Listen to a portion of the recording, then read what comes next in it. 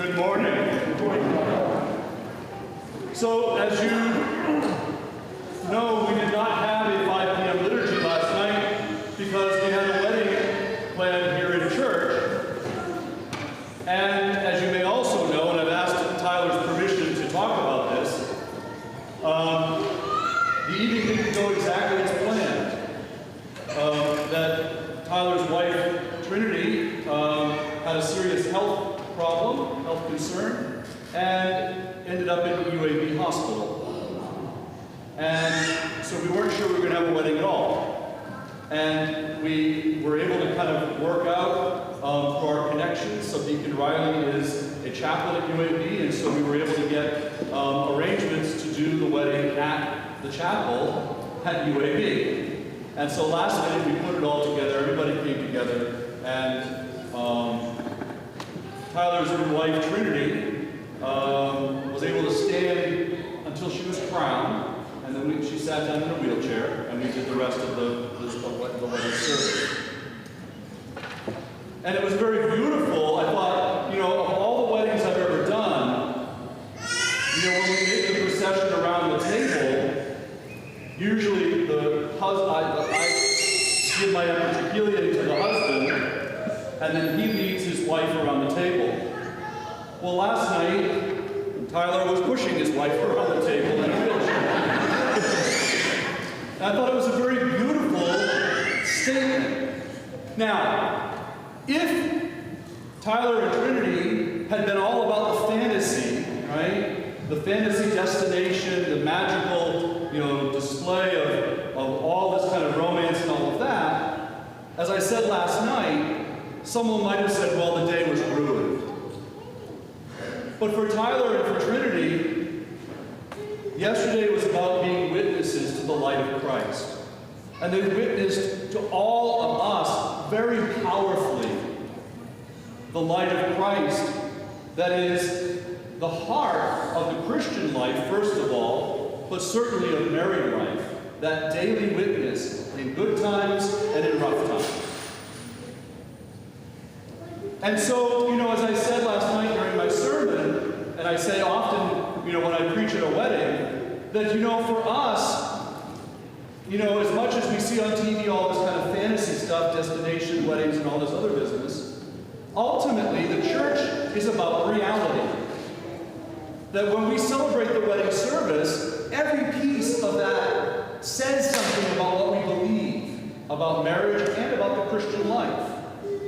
And the reality is that life is weird, okay? The reality is that sometimes, stuff just goes wrong. And we end up with things that we don't expect. But in the good times and the bad times in our life, Christ is present in our lives. In the gospel today, the disciples did not expect a storm. They expected to go across the Sea of Galilee, but they didn't expect the wind and the storm and the waves, and they certainly didn't expect Jesus to be walking on the ocean, on the water, across to them. But in doing that, he showed them that he is there to sustain us in all circumstances, and that we are called in times of storm and wind and waves in our own lives to stretch out our hand like St. Peter did, and to keep our focus on Christ. Because just as St. Peter, when we take our eyes off of Jesus, we begin to sink into despair. Last night, as we made our way around the table, and I say this at every wedding, we were proclaiming that Trinity and Tyler are now centering their life on Christ. In the steps of your married lives, no matter what, Christ is in the center because we have the gospel book there in the center of the table. And I think that that's the definition of the Christian life, that we are called to be focused on Jesus, to reach out our hands to him, to take his hand, and to continue to struggle in good times and in bad. Before the crowning ceremony last night, I did something else that I've never done before. and that is that I anointed Trinity. And as I said last week in my homily, I anointed everybody else who wanted to be in the wedding party.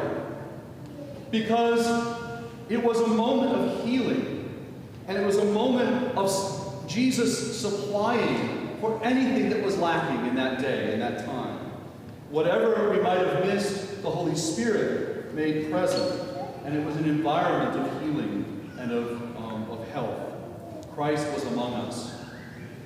And it's the same as on the Sea of Galilee, in all the anxiety, in all the unsureness, in all the unforeseen circumstances that the apostles had.